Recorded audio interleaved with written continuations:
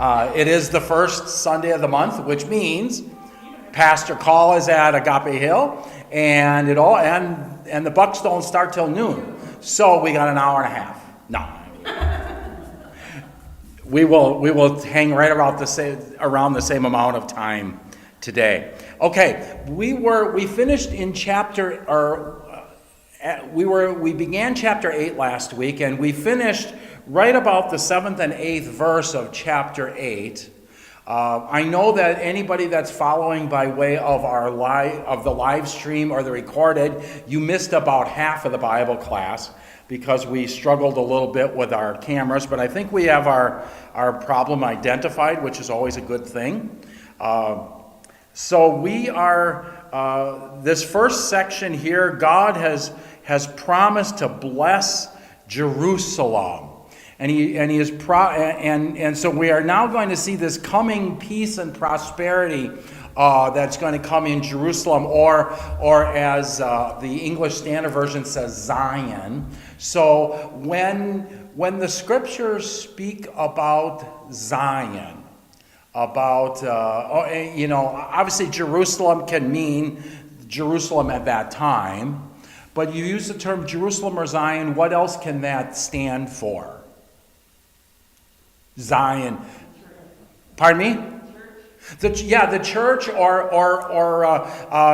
even we would be considered the New Jerusalem, the New Zion. Actually, if you look at Scripture, the best way to define it is Jesus is the new Israel, the New Jerusalem. But because Jesus dwells in you, you hence are that new Israel, the new Jerusalem. And then when it speaks of Zion, usually it is speaking of Jesus' second coming. Okay? Oftentimes that's what we're talking about. So the new heaven and the new earth, that would be when it speaks of Zion. Are we still on? Okay, perfect. And so when we see that in these words from Zechariah, it helps us then to understand that while there is a definite immediate context for the people, they are coming back to Jerusalem after the exile. So they are coming back to the New Jerusalem, but what much of Zechariah's words is they are pointing us past just the rebuilding of the temple. The importance of the rebuilding of the temple, the importance of Jerusalem and Judah, and that is because it is from there that the Messiah will be born. And so that's the critical thing about them coming back. But the true, what Zechariah's words are truly pointing us to is the New Jerusalem that will come through Christ. And so when it speaks here that he says, return to Zion, I will dwell in the midst of Jerusalem, and Jerusalem shall be called the faithful city, the mountain of the Lord of hosts, the holy mountain. This is really pointing to the Jerusalem that is the Jerusalem that's been made new in the blood of Christ. And then he says, old men and old women shall again sit in the streets of Jerusalem, each with his staff in hand because of great age. And the streets of the city shall be full of boys and girls playing in the streets. It's a marvelous sight. And so again, while there is an immediate text to the fact that Jerusalem is going to be vibrant, it's really pointing, he's starting to point us to the New Jerusalem in Christ. And so this chapter 8 here is kind of a both and. It is in the immediate context and also the prophets of foreseeing of. And we will see that really come into effect in chapter 9 when it becomes about the fulfillment through the Messiah. So he's starting to work us there already here in chapter 8. Okay, so that is, I wanted you just to see that here. I will save my people. You know, at the verse 7, I will save my people from the east and from the west. I will bring them to dwell in the land of Jerusalem, and they shall be my people, and I will be their God. So you can see that this has salvific or messianic prophecy in it, in addition to just them coming back out of exile. So now we come to verse 9, and when we go to verse 9, we'll read from verse 9 to verse 11. Does somebody want to read that 9 through 11? Thus says the Lord of hosts, let your hands be strong, you who in these days have been hearing these words from the mouth of the prophets, who are present on the day that the foundation of the house of the Lord of hosts was laid, that the temple might be built. For behold, before these days there was no wage for man or any wage for beast, neither was there any safety from the foe for him who went out or came in. For I set every man against his neighbor. But now I will not deal with the remnant of this people as in the former days, declares the Lord of hosts. Okay.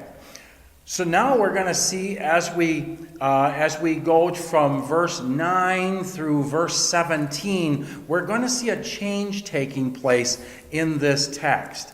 And so here now, understanding Zechariah and his contemporary Haggai, which is the book prior to this, they had witnessed the return of the nation of Judah from captivity. They'd been witnesses when the discouragement and the spirit of defeat had kind of shut down the whole temple building process. And verse 9 is really what helps us to understand that. It says, let your hands be strong, you who in these days have hearing these words from the mouth of the prophets who were present on the day that foundation of the house of the Lord of hosts was laid, that the temple might be built. So remember this, where we're at now, this is a couple of years after Zechariah first began his prophetic work. And so they were present. Zechariah and Haggai, they were present there, and so God is saying to them, you who are here now, a couple of years later, understand that what you're hearing from Zechariah and of course from Haggai is these guys were there. They saw how discouraged people were. And so now you can learn it when they say that there's joy and that there is encouragement. You can believe them because they saw what it was like before. Okay, and so God reminds them. He's speaking to them through the mouths of these prophets, and what he is saying to them is to be encouraged. Now, isn't that interesting how in all of the books that we've recently studied, right? We recently studied Revelation. We recently studied the 3 epistles of John. We recently studied Daniel. What was kind of like the overarching theme of all of them? Be encouraged. God is continually having to encourage his people. You know what? You probably know what that's like. We had a guy, I remember, this would be 40 years ago, when the first full-time job that I had, we had a guy in the color match department, and this was one of those half-empty kind of guys. Every day, you would think that, somebody just ran over his favorite puppy.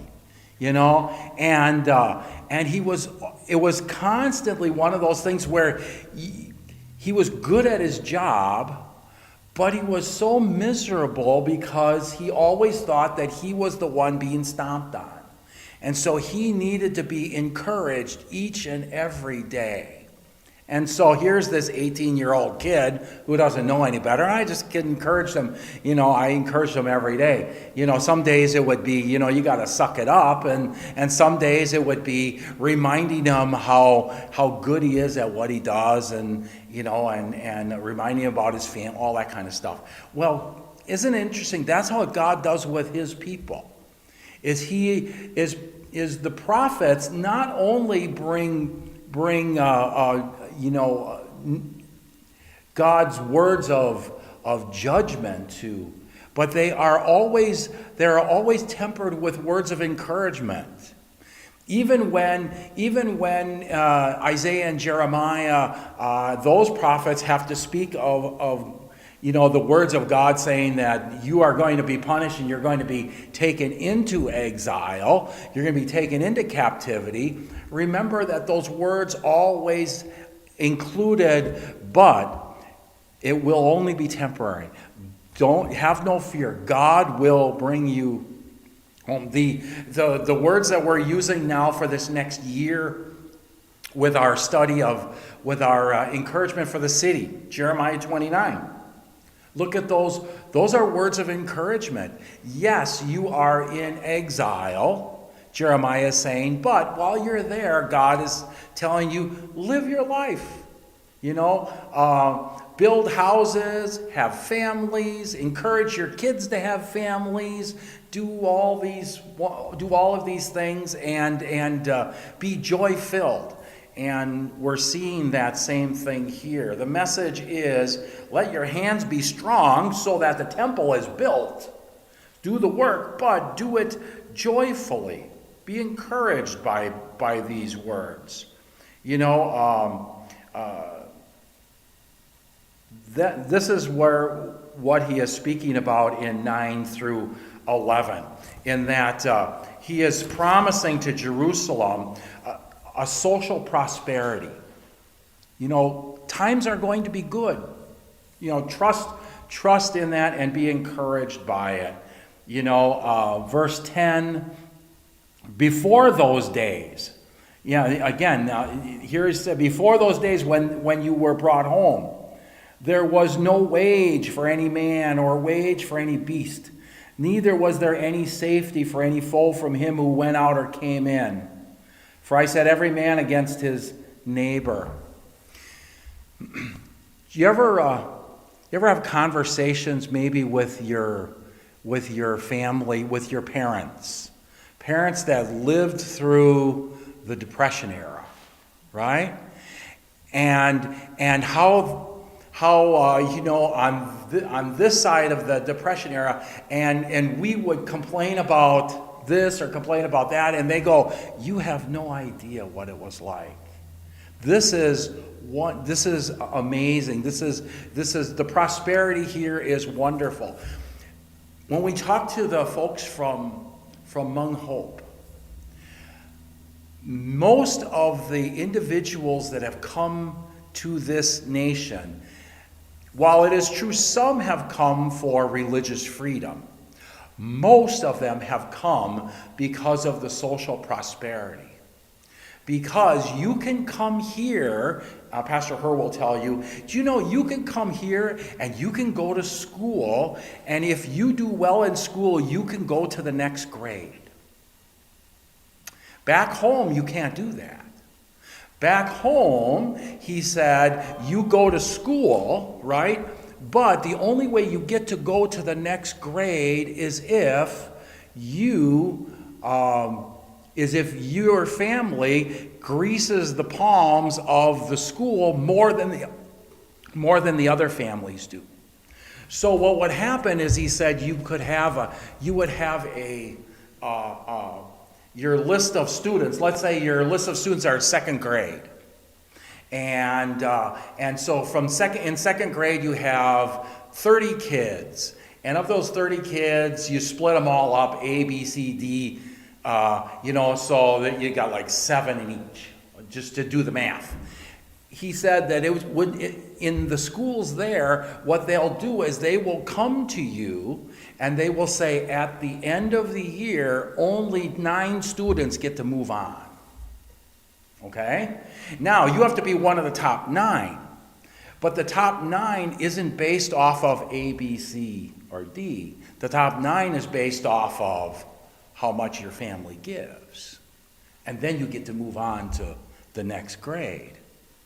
So he said, our families come here because they get to go to school, and education is based off of how hard they work, or what grades they earn, and it is that type of thing. So again, as we take a look at the social prosperity, sometimes we have to take a look at it through the eyes of those that experience a true hardship. And so that's what God is saying to the people here.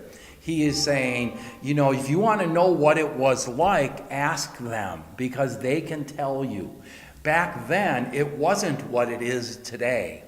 Be encouraged, okay? So that is, and then also in the midst of that encouragement, he says, and he will bring his mercy for the people. But I will not, verse 11, I will not deal with the remnant of the people as I did in the former days. This is now God's mercy, okay? So now we go to the next section, and that would be 12 through 14. Does somebody want to read 12 through 14? The seed will grow well, the vine will yield its fruit, the ground will produce its crops, and the heavens will drop their dew. I will give all these things as an inheritance to the remnant of this people. As you have been an object of cursing among the nations, O Judah and Israel, so will I save you, and you will be a blessing.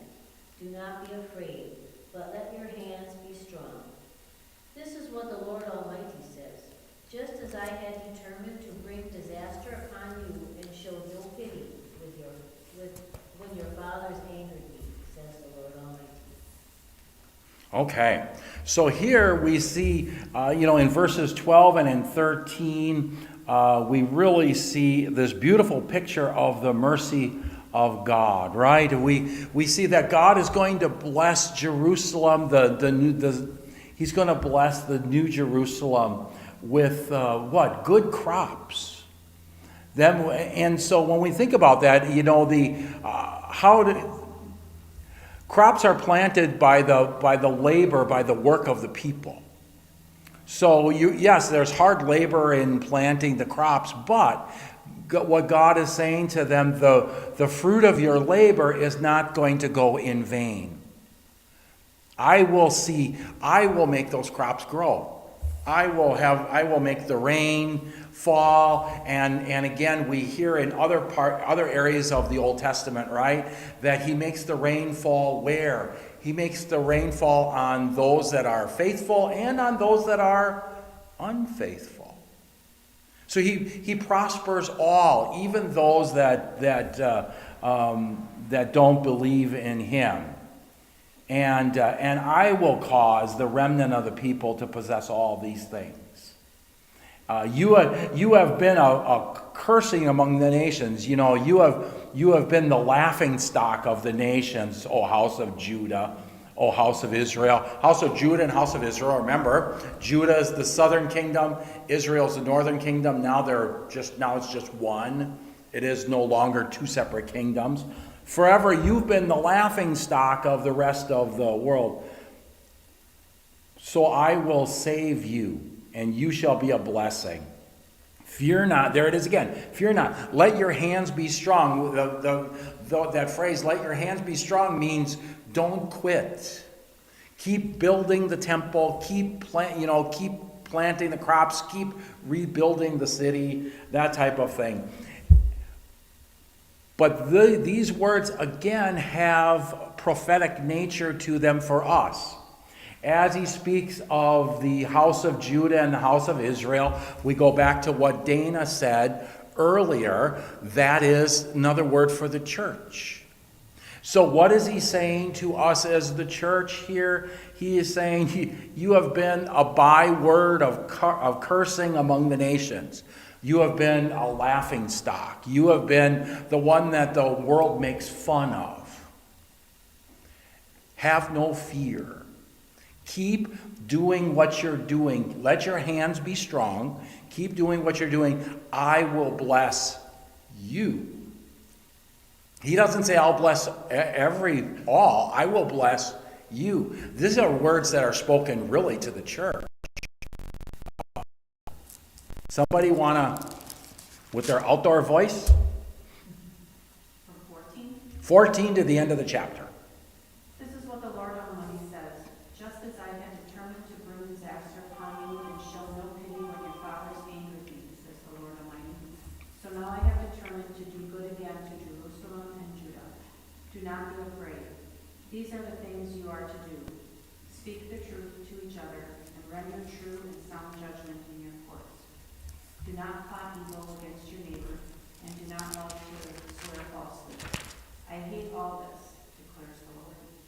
Again, the word of the Lord Almighty came to me. This is what the Lord Almighty says. The fasts of the 4th, 5th, 7th, and 10th months will become joyful and glad occasions and happy festivals in Judah. Therefore, love truth and peace. This is what the Lord Almighty says.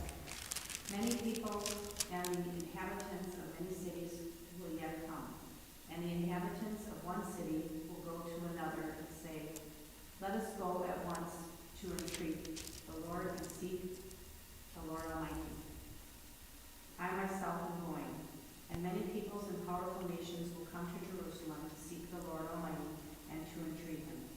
This is what the Lord Almighty says. In those days 10 men from all languages and nations will take firm hold of one Jew by the hem of his robe and say, let us go with you, because we have heard that God is with you. Okay.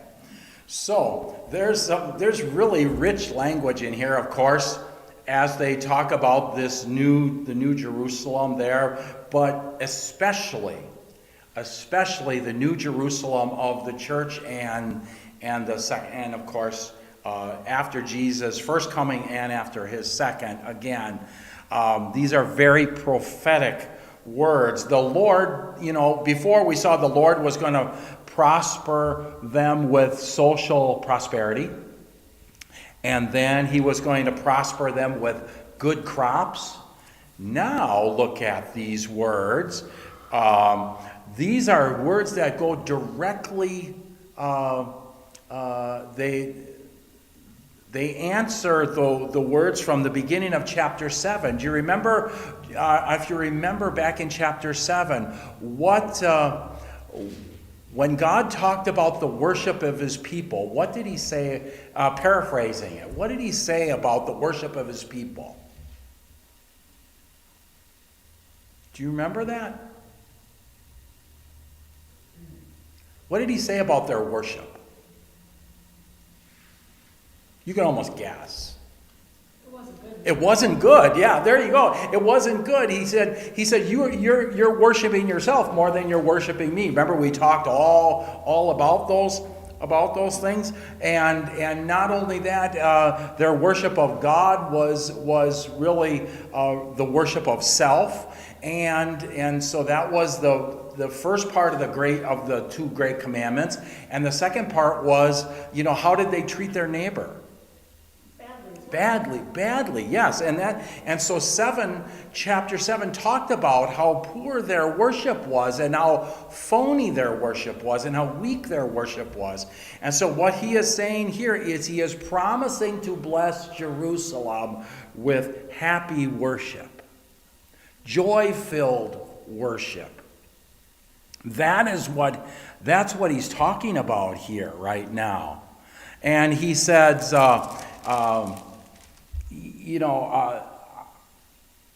these are the things that you should do. Speak the truth to one another. Render your gates judgment that are true and make for peace.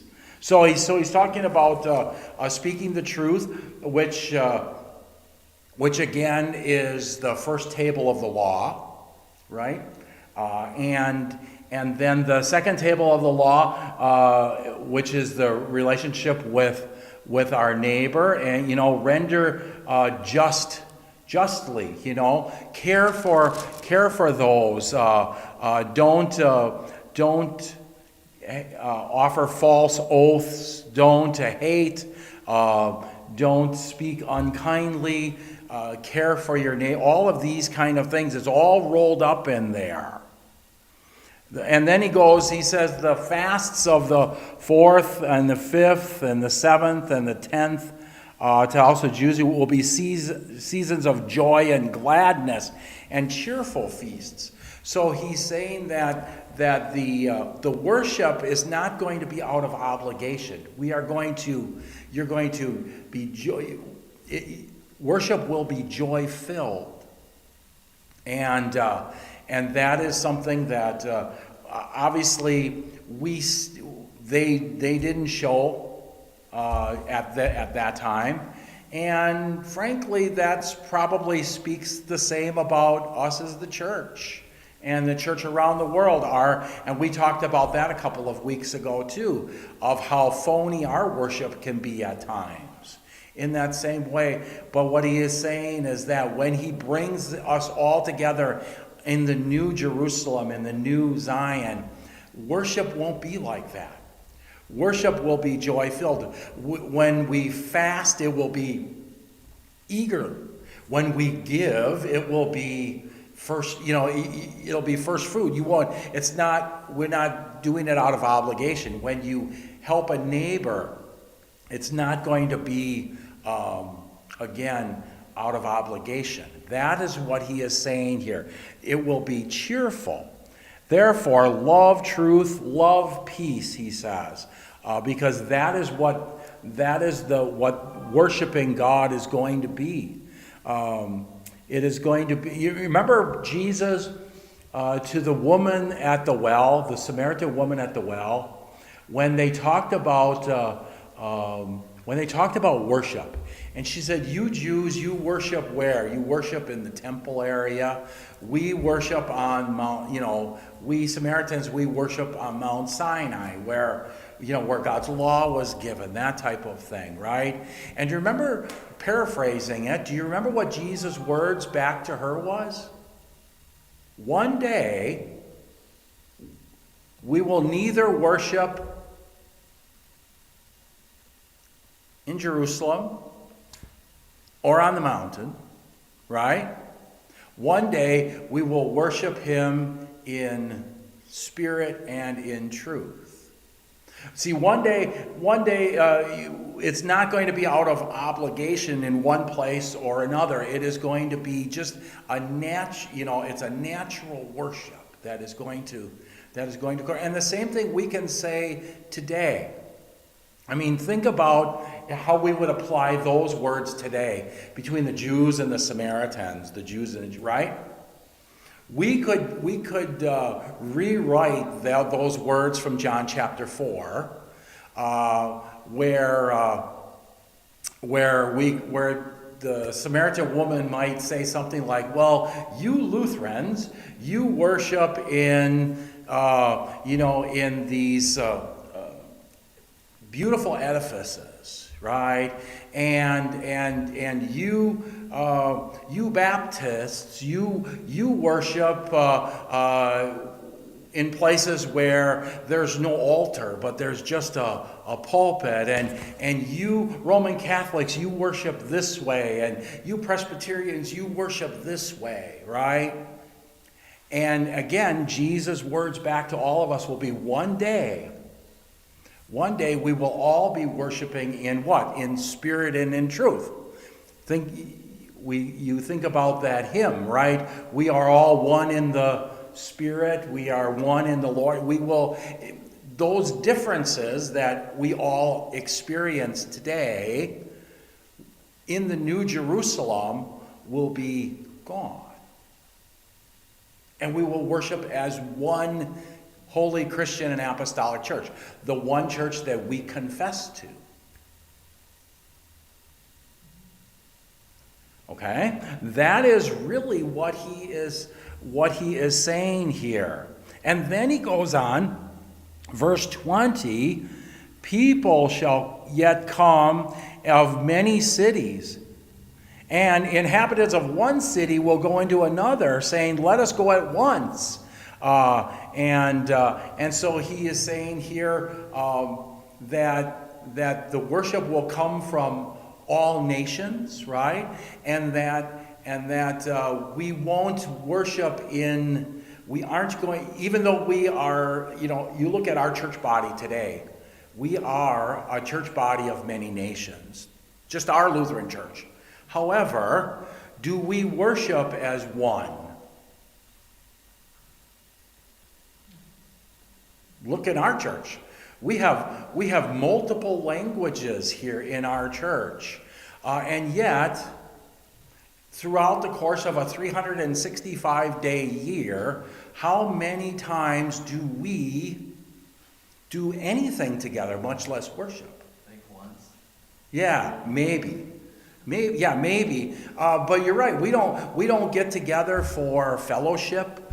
We don't do anything together. We don't go on their camping weekends. They don't come to our events. You see what I mean? Is that even though we are a church of multiple nations, we worship separately.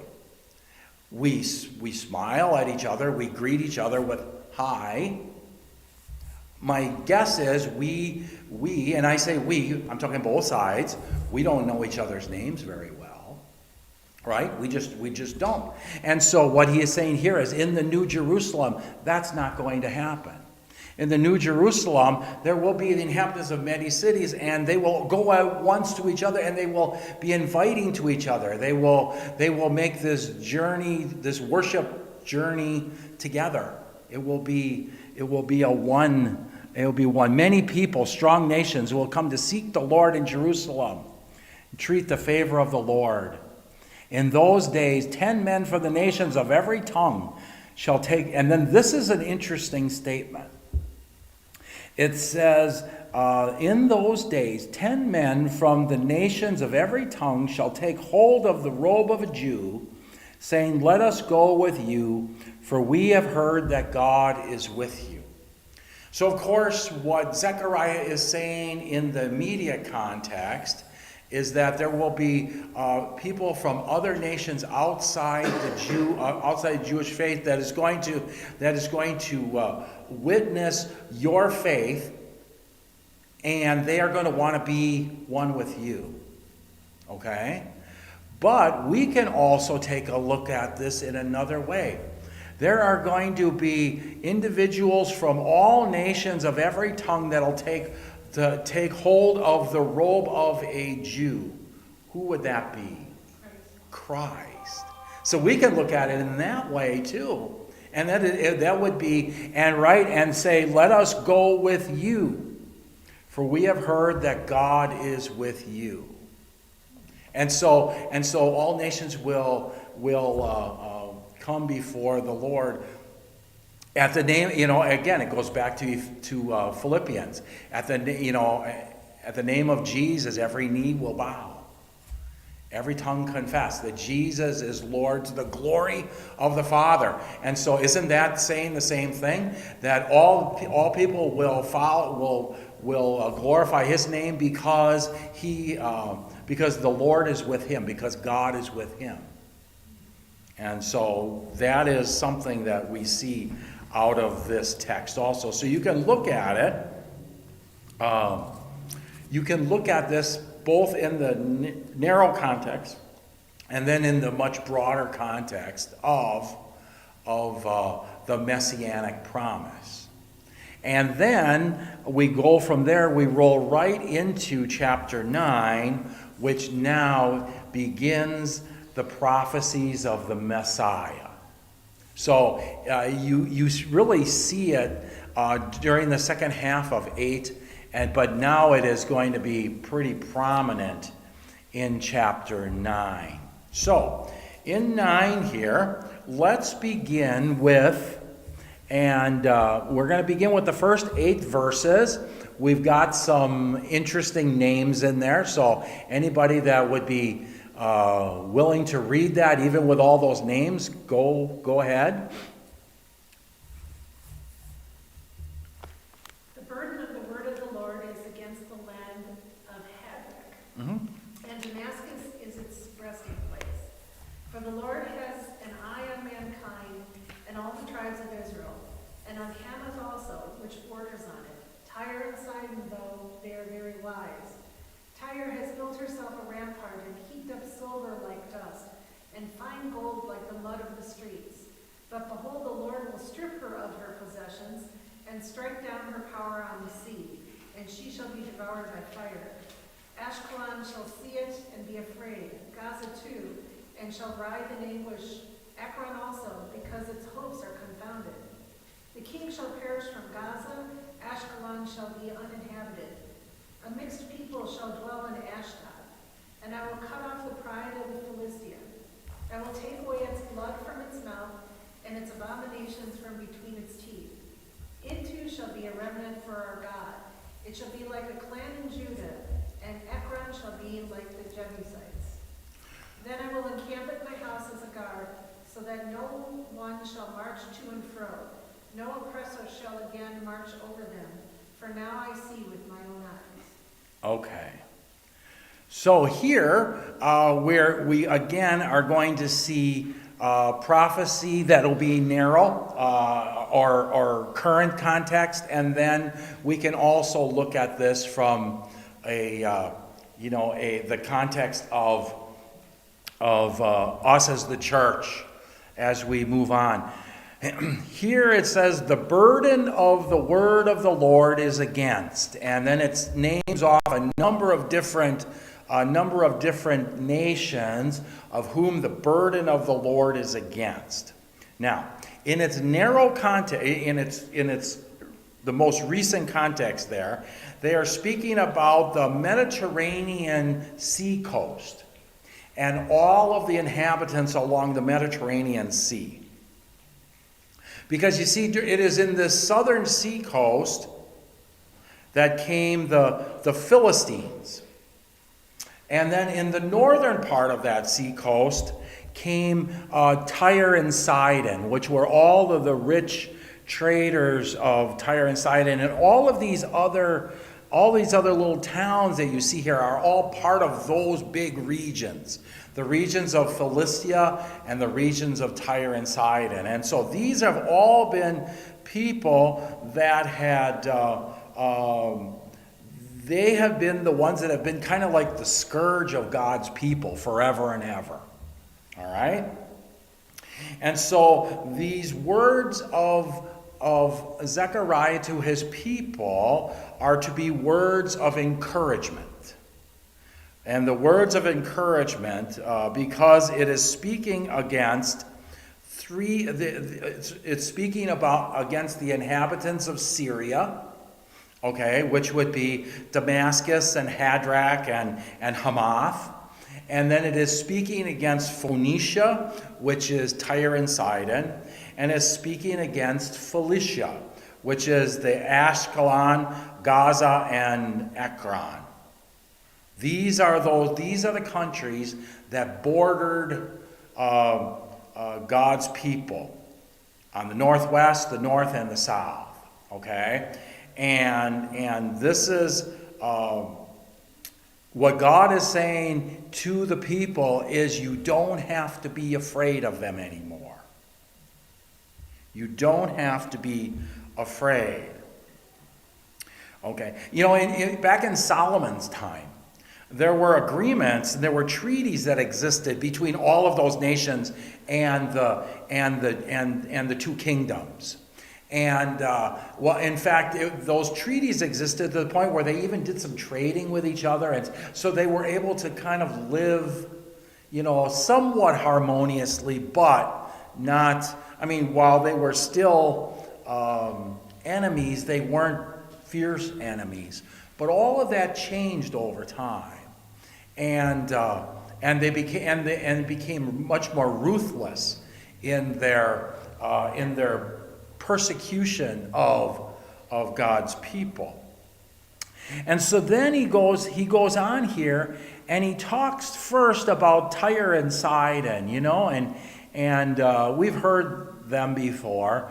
But isn't it interesting? It says, though they were very wise, okay, they were strong military, they were good business people, all of these kind of things. It's that term, though they are very wise.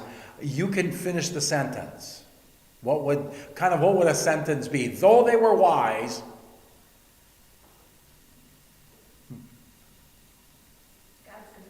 Yeah, in the eyes of God, it's just foolishness. They're wise to the world, but to God, it is foolishness. So again, you can see that as you look at that, connected with some of Jesus' language. Jesus spoke in that way all the time, didn't he? When he talked about when he talked about this reversal of the wise and the foolish, of the rich and the poor, when he of all of that, how many times has Jesus spoken about the humility of people, and that the wise might be wise in this world, but these world's riches are what? They're not lasting riches. And so we're just seeing the exact same language here. It's just coming through Zechariah's words. And he's saying, Tyre has built herself up a rampart and heaped up silver like dust. What does that mean? Heaped up silver like dust. Yeah, lots. Going to parts of my workshop and if I had as much silver as I had dust in my workshop, we'd be really good at the Miller House, So that's what he's saying. And then he says, fine gold is like the mud in the streets. So much. I mean, they had so much. But there's one of those buts again, right? Behold, the Lord's going to strip her of all of that. And there's nothing Tyre and Sidon, is going to be able to do about this. He's going to strike her down on the power of the sea, and she is going to be devoured by fire. Do you know how she was devoured? Anybody know? It was 332 BC, and it was Alexander the Great. And the Lord used Alexander the Great and Tyre and Sidon. By the way, Tyre in Hebrew is the word Zor. T-Z-O-R, Zor, right? You know what the word Zor means? Rock. But that rock would fall. Think about Psalm 18. Psalm 18 uses these words. Who is God besides the Lord? And who is the rock except our God? And so that is, as we start to talk about the nations, they were destroyed. Okay? Ascalon will see it and be afraid. Gaza too, they shall writhe in anguish. Ekron also, because its hopes are confounded. Kings shall perish from Gaza. Ascalon shall be uninhabited. The word uninhabited would be, another word for uninhabited would actually mean they will be illegitimate children. That's actually a better translation. They will be illegitimate children. And so what does it mean by that they will be illegitimate children? It means that they are going to, you saw how they were going to destroy the kings here along the line, and the people are going to be like illegitimate children, which means they are going to have no family. There are going to be no kings anymore. There are going to be no pure race anymore. God will take all of that away from them. They're just going to be kind of feasting on themselves, prowling and raging, right? A mix, that's what it means, a mix of people shall dwell in Phoenicia, right? It is going to be, they aren't going to be one strong nation anymore. There's just going to be a hodgepodge of people all trying to devour each other to be at the top. And I will cut off the pride of I will take away its blood from its mouth and its abominations from between its teeth. And so, again, you see how God says it doesn't matter how strong the kings are. It doesn't matter how it doesn't matter if they've built up a super race of any. It doesn't matter. It's all going to be gone in the New Jerusalem. Okay? Then we come to verse 8. We can finish this up here. Or end of 7 and 8. It will too be like a remnant for our God. It shall be like a clan of Judah, and Ekron shall be like the Jebusites. Then I will encamp at my house as a guard, so that none shall march to and fro. No oppressor shall again march over them, for now I see it with my own eyes.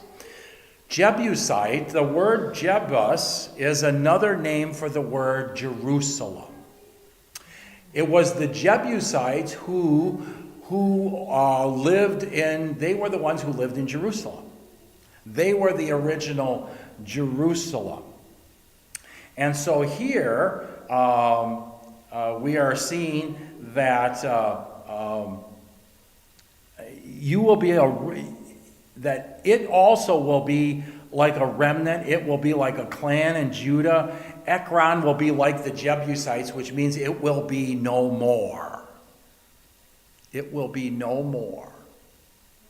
Then I will encamp at my house as a guard. These are the next words of encouragement, right? Who's the I? God. God will, what does it mean to encamp? He'll live there. He'll be present with them, right? As a guard. He is the one that will oversee. God will be the one that will be the watchman. God will be the one that will protect them. So that no one shall march to and fro. No oppressor shall again march over them. For now I see with my own eyes. And again, we take a look at this. These words. Yes, Jerusalem will stand strong, until the coming of the Lord, right? But we can also look at this in its distant context as he speaks to us as the church, as the New Jerusalem. He's saying to us, I will encamp at my house, right? The church, the ecclesia, right, as a guard, so that no one can march to and fro. We remember Jesus' words that he has the keys of death and Hades, and Hades cannot withstand the church. Nothing can, no matter how much the world will try to destroy the church. No matter how much he's going to try to persecute us out of existence, it can't. The world cannot destroy the church. Jesus has promised that his church remains forever. The kingdom ours remaineth. You can go. A mighty fortress is our God. This is really very good as we take a look at that hymn. That is very much what he is speaking about here. And that is, no one shall march over them, because you are in my eyes. You are the apple of my eye, and no one can take you away from me. Okay? That's what he is saying. All right. So that gets us up there. We'll pick it up next week, of course, with those very, very familiar words of Zechariah, probably the most familiar in all of Zechariah, because we use them every year during Advent. And so we'll pick it up beginning at verse 9 next week. So go in peace. Serve the Lord. Thanks be to God. Thank you for hanging out an extra 7 minutes. That was great. We were able to get